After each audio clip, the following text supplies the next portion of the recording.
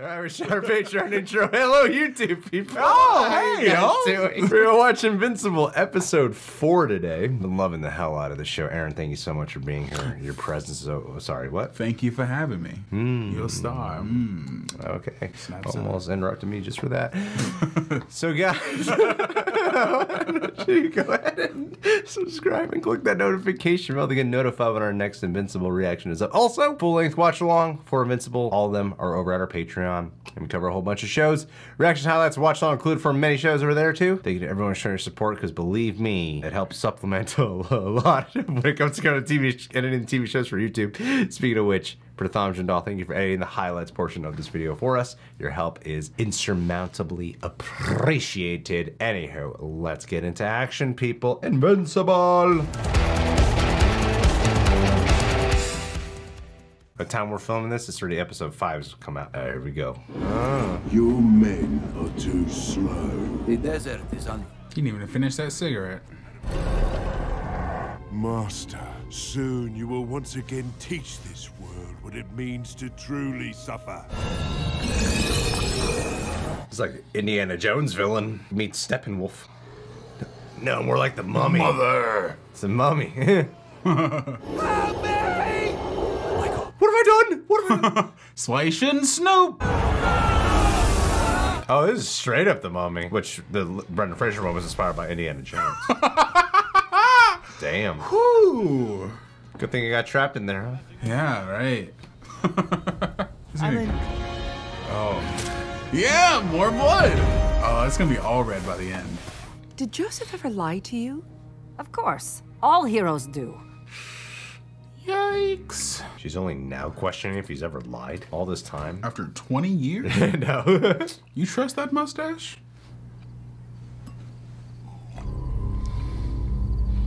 Wow, dude, you were caught smack dab on camera. Cool. It's like Hellboy meets Rorschach. Yeah. Too many of them in the Philippines last summer. Philippines! Shout out to Philippines. Oh, who was on the wall back there? Wondered if you'd come. You were in my house. You frightened my wife. Oh God, oh God. You murdered 7 people. Maybe it was you. Maybe you came to finish the job you started with the Guardians. You're the demon, after all. And demons know evil when they see it. Ooh. Who do you think they're gonna believe? Me or you? Oh, that's true. I love him. He's my favorite. It's pretty great. Wife already suspects. How long until son does too? Ooh. Go fuck yourself, Darkblood. Cool. What if I was even walking? Yeah. I really wanted him to be a little too higher than the door, though, so you just have to go down a little bit and go back up. We're cool, right? You mean after you knocked out 3 of my teeth and gave me a concussion? But you know what? All those other heroes, total assholes anyway. Okay. I hate that I kind of Rex, like please him. do not allow your personal and professional lives to intersect. What are you, crazy, man? She looks like she's 14. Besides, now that I'm a guardian, I can bang anyone I want. Oh, God. I'm glad we have an understanding. Ow! What the hell? Ugh. Oh, I'm sorry. I must have pinched a nerve. I forget how soft humans are. That was fucking creepy. Oh! Yo, robot, who are you? I don't think he's actually a robot. What's going on? NASA's about to launch the first manned mission to Mars. I need your father to shadow the mission, make sure nothing goes wrong. Only he won't do it. My priority is to my family and this planet. End of story. I guess this is the part where I volunteer? That's what happened last time you came here asking Dad to go to space. Yeah, that was the moon, Mark. That hardly counts as space. You were just teaching responsibilities. If the kid wants to go, he'd be doing humanity a favor. Debbie, help me out here. I don't like Mark missing school, but How much school am I really gonna miss? I can zip up to Mars and be back tomorrow. The fact that you don't know how far away Mars is exactly why you shouldn't be missing school. It's a 2-week mission. 2 weeks? Dad's right. I'm not ready. Things with Amber are going really well. Fuck these astronauts. You need to decide what kind of hero you want to be. Oh, Mark's always having to choose. 2 weeks to get to Mars. I'll do it. That was fast. Good lunch, kid. You leave. That's some Spider-Man stuff right there, baby.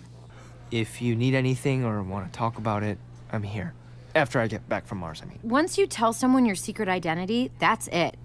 So, if you're gonna tell Amber the truth, you better be serious about her. Are you serious about her, Mark? This is like first girlfriend, right? I think so, yeah. Then you should tell her. You'll be together forever. That's how it always goes. Yeah. I figured you need something to store your rice separator in. That's Did very you steal thoughtful. that? Thank you. You're what? Volunteering. Just like you. I'm going away and helping people for 2 weeks. What? Like, far away. Well, that's great. When? Just under 60 seconds. Oh, God. No. Any minute now. For real? Where are you going? You know, it's deserty. Hardly anyone goes there. Leave. Wits is armed and ready. Amber, you're... How are you gonna get out of this, man? Please don't lose interest in me while I'm gone. I figure you've banked about 2 weeks of interest. 10, Yeah, she is so accepting. 8, 7, Maybe 3. 6, Oh. 5, 4, Leave, bro. I'll bring you back a souvenir. 1. And we have liftoff of the Mars mission. Oh, okay. He just has a pack. I thought he'd be like in the ship with him. He has to be outside to push it? Unless in this universe it's different. Because here it's 2 weeks. I mean, 2 years to get to Mars. What the hell are you talking about? It takes 2 years to get to Mars. This is how travel works. We don't know much about them, but we know they live underground and keep to themselves. Martians. Way to bury the lead, Cecil. Make sure our astronauts get home safe. Oh. Humanity's counting on you. Oh, orchestral sci-fi synth music. The Watchtower. You're hiding something from me, and it hurts. I never thought I would have a family. And then you came along.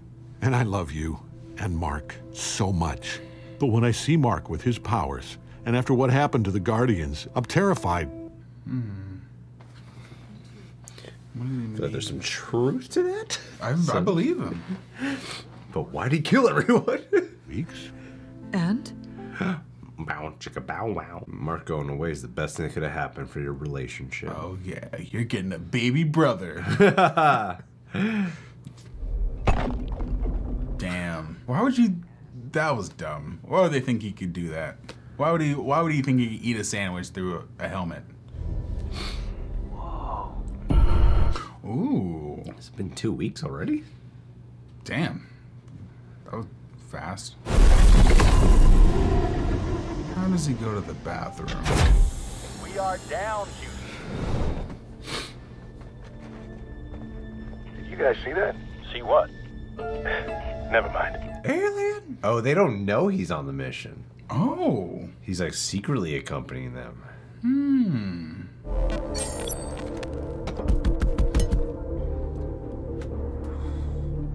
Now's not the time to touch yourself, man. Who knows what happens to your junk in space? That is a boring ass job. Yeah. Did they leave? I mean, that's impressive. You didn't charge your phone for 2 weeks. Oh, you done goofed, bro. You done goofed, Mark. Cut to commercial. I'm glad we came. But you still feel something's wrong.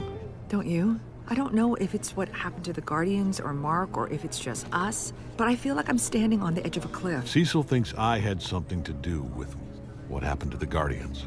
He's right. But you didn't. I'm the only survivor, and I'm not human. What do we do?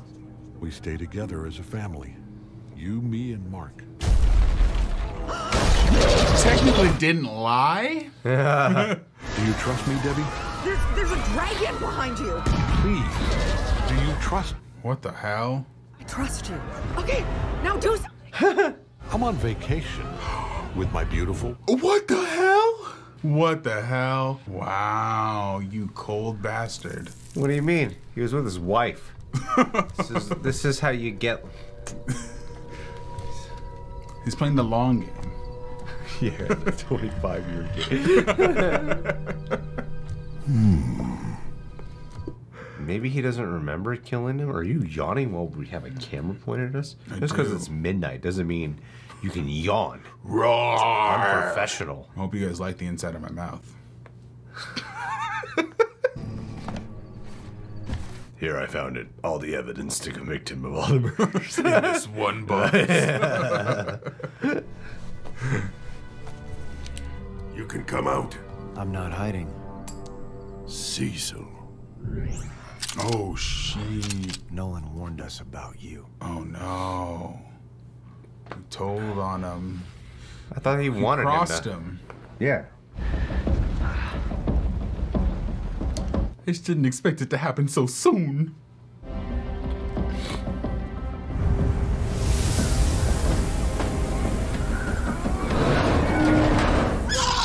Whoa! Why do they sound like that? Ugh. Oh no. Oh god. What the hell? Oh god. Super Rick and Morty vibes. Yeah, I see it. The hell?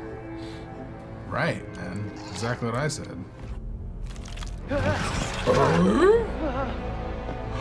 Oh, those are his people. The Vulturemites? No, not his people. The weird thing that like to hang with the little girl. Just here looking for. Oh. Martian Man. Yeah, Martian Man, yeah. Cecil said Martian Man's people are here. Oh, wow, there's a whole civilization here. What is your purpose here? I was sent to protect some of my fellow Earthmen on a mission to your lovely planet, and if they don't get back in one piece, I'm really gonna look like a dick. Yeah, we don't know who that is. It was. If you don't mind, we'll get out of your, hair, and maybe keep your little squid dogs under control this time? The Sequids are the very reason I captured your people. They are a world-destroying race who left a trail of destruction across the universe before crashing onto our planet. Alone, their group mind is scattered and weak, but with an appropriate host, they become unified and unstoppable. Okay. Power-shape changing abilities that is resistant. But if a single Sequid fuses with one of your people, they will rise up as one and savage Mars. And soon after, Earth. Really? Oh. How are you able to resist them? I'm part Viltrumite. Ever heard of us? I am the Emperor of Mars. Of course I've heard of you. Okay, well then you know we like to help out wherever we can, which is why I was sent to protect these assholes. Oh no. Uh-oh. Is there something that's not the reputation? I don't think it is. Humans are scheduled for immediate execution. We cannot risk them coming in contact with a Sequid. Uh-oh. He's gonna have to do some murdering. Grab hands! Grab hands, people. Jeez. Come on. We'll have to do an Iron Man 3 here. Because they grab hands and do the parachute thing in Iron Man 3. Yeah, that's what I was thinking. Yeah. You guys know.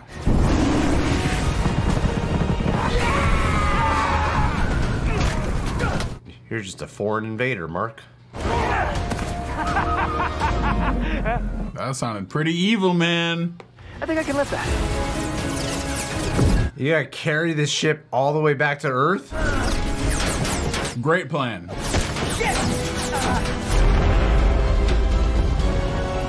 So they totally brought back some of those alien things with them, right? Hopefully. Uh-oh. Yep. Oh no.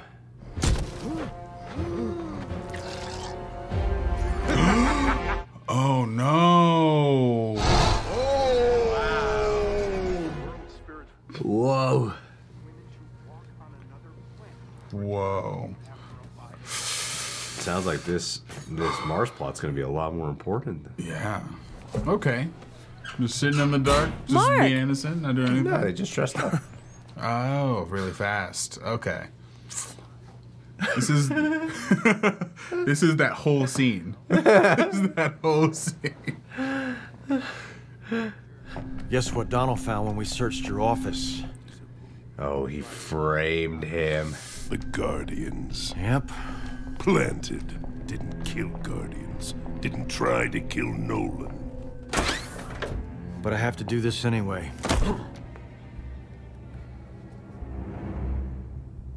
Why?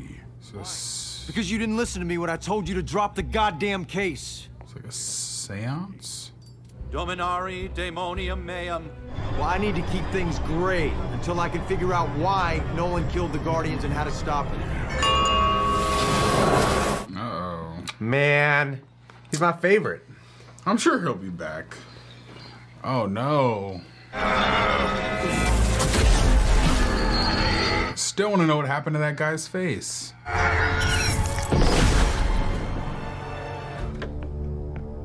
I don't trust Robot Man. Tell me what's going on. Who are you bowing to?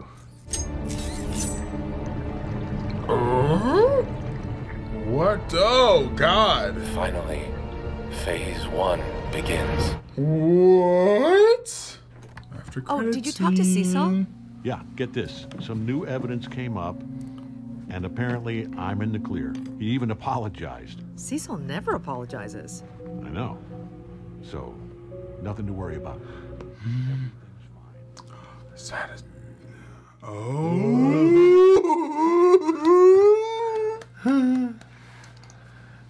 Yeah, he's in there. Oh, snap. He's in the room. He's in the room. Like a freaking pervert. Or did he plant that? What? Plant what? Like when Nolan came to visit him, did he record their conversation and then plant that in his house? Plant what? Plant their conversation.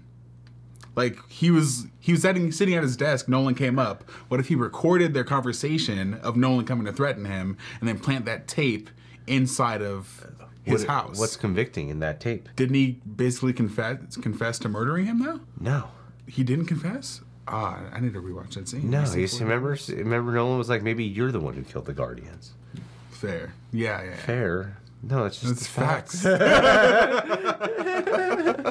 not an opinion here. But he sounded threatening, okay? It's enough. It's very late at night, guys. It's past my bedtime. It's past both of our bedtimes.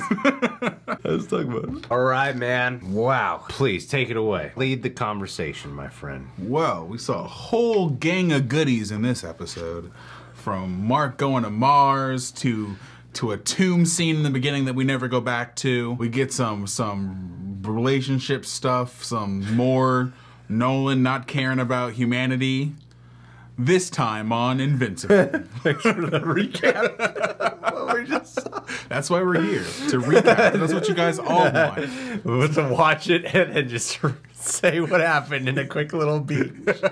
I really loved everything with Debbie and Nolan in this episode. Actually, it was like the Mark and Mars stuff that was the least interesting, which looks like it's going to have the most consequences moving forward. Like, I'm sure the effects of whatever those squid things are will have a much bigger play at hand, evidently, by the sting that's left here. Everything on Earth was significantly more interesting. Yeah. This show trips me out because I don't know if it's the format or just the writing of it. It feels written like a live action show. Like, especially this, like the more human elements of it, I can easily see actors playing the scenes out, which is kind of funny because the first episode felt very animated in like its lightness, but the more the show goes on and reveals its true colors, it kind of... No, there's two colors.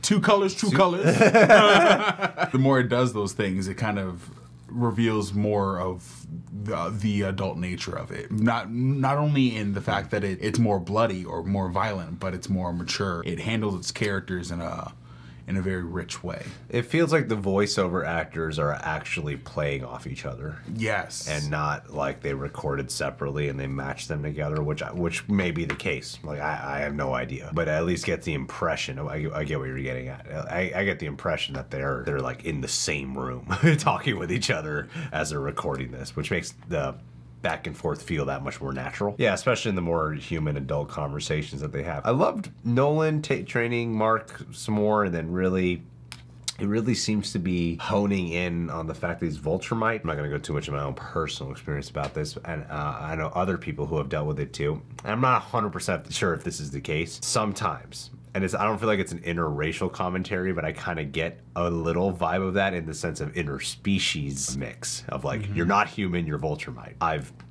experienced this in my own ways. I know other people have too, being half and half of like, no, you're only this. And that was kind of the impression I was getting here. Like, there doesn't seem to be any bit of Nolan that wants him to embrace being human. I could be very much wrong about that. He could just be talking about the Vulturemite angle only to help him further hone in on his skills. Like, the more aware he is that he's not human and he's Vulturemite, he could better adapt to his new set of skills. But there's even that trigger line when Debbie was talking with him about, ever since you found out Mark got powers. And then Nolan's like, yeah, I just want him to know his people, but I don't even know your people. You know? That was interesting. Yeah, so it seems like it's coming back to that. Something specifically about being Vulturemite, because we don't know much about them. They seem to have this glorified past based off what Nolan has said. The aliens on Mars, the Martians, did not say anything specific, even though I thought they might. Yeah, I feel like they led them, he led him perfectly into a situation where he would talk about him, but it didn't. But I like what you were saying about him kind of honing in on the fact that he's Vulturemite, you're a Vulturemite son. That was something that kind of came to fruition or came more to light with Nolan because of the rise of Mark's powers, you know. And I thought that was a trip. The whole inciting incident of this show kind of changed Nolan's perspective. A clock was set by Mark's powers becoming activated, so his whole demeanor's kind of changed. And yeah, he never talked about his planet before Mark got his powers. I don't know if he's like that the whole time, but he seems like a little bit more desensitized or like a sociopath. Not like Homelander level, but like some level of sociopath. Yeah, it seems like he's learning human emotions. Still, after 20 years. Yeah, after 20 years, still learning how to feel empathy, or how to even put on the mask of emotions or feign certain emotions. But he seems like he really cares about Debbie. No, yeah, he does. I think that's like the that's the hook of his characters. I don't know, maybe the show would go there. They've made Nolan remarkably mysterious to the point where you're like, I don't really know what this guy's ever thinking. Maybe he is the kind of guy who would kill his family if he needed to, you know? Yeah. It doesn't seem like it now, but the show seems like it wouldn't hold any punches back if they needed to go there. I'm not saying I want them to die. I'm just saying I think it would be cool if the show really pushes the envelope in that direction. But with Debbie specifically, and she's been fine. You know, she's charming whenever she's on screen. This was the first episode where I really cared about her, where I really felt like she was an essential character to this journey. And I love the tidbits of dialogue about how, like, we're falling and I'm the only one who can't fly. Her having to have her suspicions about her husband after all these years. Her feelings of concern for the Olga, the Russian woman? For the Russian woman. Being in this realm of uncertainty and being aware that you are the only human. You're caught in the middle between husband and son who both have superpowers. I thought her dynamic was much more appealing this time around. The demon guy? What's his name? Damien Darkblood? Is it Darkblood? Yeah. Darkhold is Marvel. Okay. Darkblood. Darkblood. His name is right there on screen. It's right there. In case you didn't know. Yeah, so it's paused right at the end. So anyway.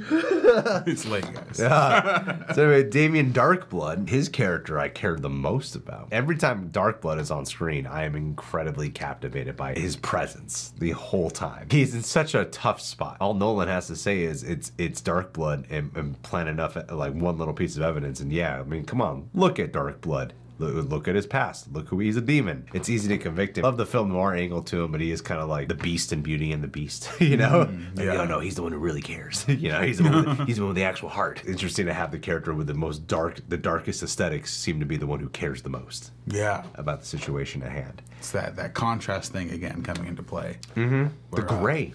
The gray. The gray, as Cecil talks about. I like Cecil a lot. Yeah, it seems like this universe's like gray version of like Nick Fury or something. I think it's cool. I wonder what happened to his face. Walter Goggins? Really? Walton Goggins plays him? I think I think really? So. I'm not, I could be bullshitting, but I think it is. I think that might be Walton Goggins. It doesn't sound like him.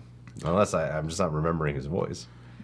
Oh, wow, Walton Goggins, huh? Oh, anyway, yeah, it's a cool mystery, man. Yeah, I dig it. It's a cool mystery. The Mars stuff was not that interesting to me. I like the context surrounding it. Of this is the reasons like this why Nolan. I mean, maybe there's deeper reasons, but you know, like Nolan it never became a Guardian, wanted to work for someone so he didn't have to do bullshit errands like this. Right. You know? Yeah. The whole thing of what Mark had to go through felt like very much not filler, but the stepping stone event we had to watch. That was entertaining, but not the most engaging. A stepping stone event we had to watch to set the stakes for what's going to happen or play out through the rest of the season.